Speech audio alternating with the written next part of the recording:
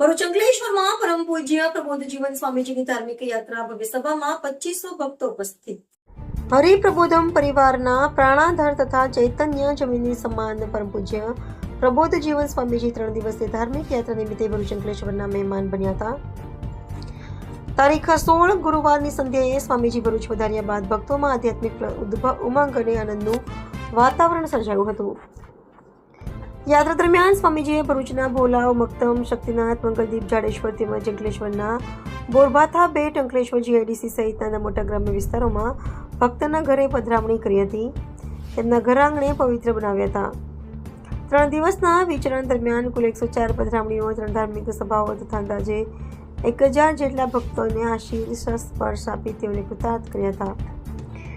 આ પ્રસંગને અનુસંધાને ભરૂચ સ્થિત આત્મીય સંસ્કાર ધામ ખાતે ભવ્ય ધાર્મિક સભાનું આયોજન કરવામાં આવ્યું હતું. આ કાર્યક્રમમાં આશરે 2500 ભક્તોએ ઉપસ્થિત રહી દર્શન તથા પ્રસાદીનો લાભ લીધો હતો. કાર્યક્રમમાં સંતવર્ય પૂજ્ય મૈત્રી જીવન સ્વામી, પૂજ્ય ગુરુપ્રસાદ સ્વામી, પ્રાદેશિક સંત પૂજ્ય હરિશરણ સ્વામીજી, હરિપ્રબોધમ પરિવાર ભરૂચના પ્રમુખ પૂજ્ય વિનંદભાઈ, ભરૂચ જિલ્લા ભાજપના પ્રમુખ પ્રકાશભાઈ મોદી, જિલ્લા અધિક્ષક તથા નામાંકિત ડોક્ટરો તેમજ અનેક આગેવાનો અને મહાનુભાવો હાજર રહ્યા હતા.